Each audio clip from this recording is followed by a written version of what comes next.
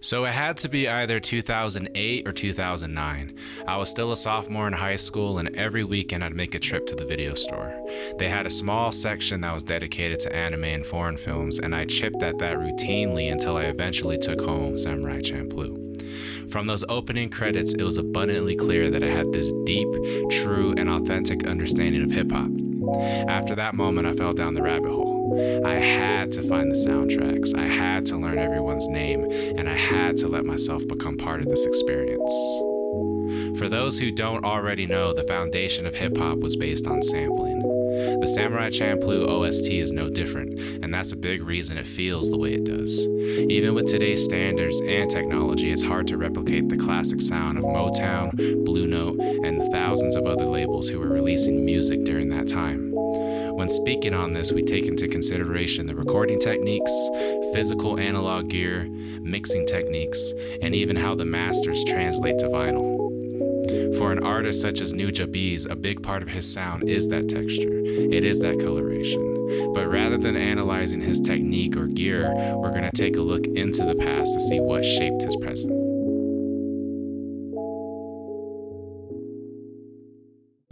In 1944, Paramount Pictures had decided to produce a film titled And the Angels Sing.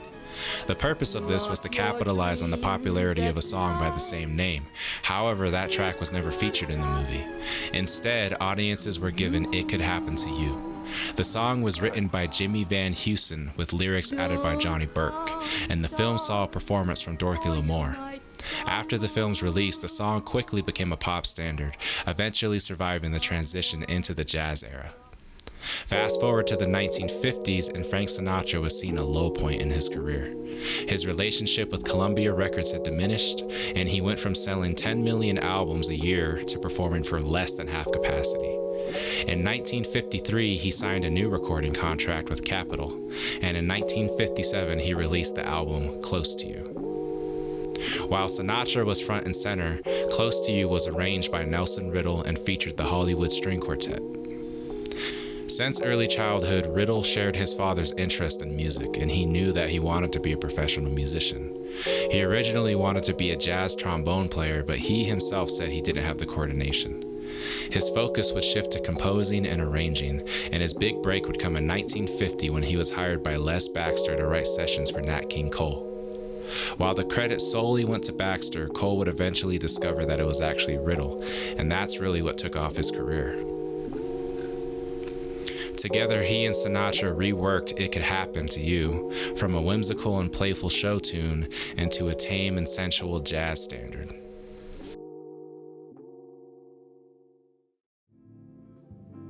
In 1945, Jose Feliciano was born in Lares, Puerto Rico. A victim of congenital glaucoma, he was blind at birth.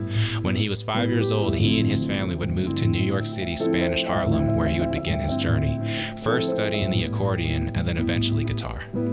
At 9 years old, he would make his first public performance, and eventually he would drop out of high school to pursue music full-time. In 1963, he signed a recording contract with RCA Records, and in 1965, he released his debut album titled The Voice and Guitar of Jose Feliciano. And from there, his success was set to whirlwind. Within a short period of time, he would go to become a household name in Latin America. He would have top 10 hits in the Netherlands, as well as radio appearances in the UK before deciding to move to Los Angeles.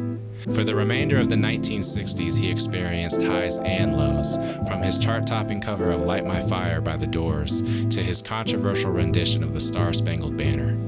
In 1970, he would release what's thought to be his most known work, Feliz Navidad, and in 1975, he released his last album with RCA, titled Just Wanna Rock and Roll.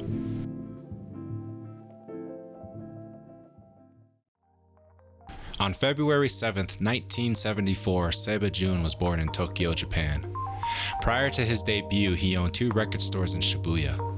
This undoubtedly gave him access to a lot of rare and underground music, which is typically what sample-based producers look for. In 1998, he founded Hideout Productions, and from there the rest is history. Nujabes had a sound that was defined by jazz and soul, and he's considered to be one of the architects of lo-fi and chill hop. He's often compared to the likes of Jay Dilla or Pete Rock. However, his approach was uniquely him, and it paired well with the MCs he chose to work with. Despite having a large body of work, he was only able to release 2 studio albums while he was alive. Metaphorical Music in 2003 and Modal Soul in 2005. However, it was during this gap that Nujabes would be showcased to the world.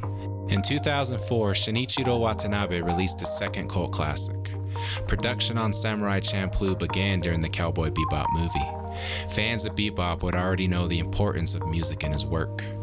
Before the story began, Shinichiro was creating the characters and envisioning the music in tandem.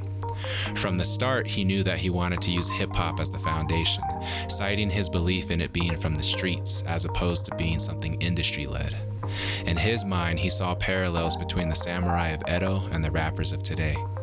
He envisioned Mugen as a b-boy, a rapping samurai. He saw the microphone as a sword, both of which forging the future of their respective MC. This tonal shift required a change in personnel, and rather than asking Yoko Kanno to create their interpretation of hip-hop, our director would seek the source. The result would be a hand-picked team of Suchi, Fat John, Force of Nature, and Nujabes.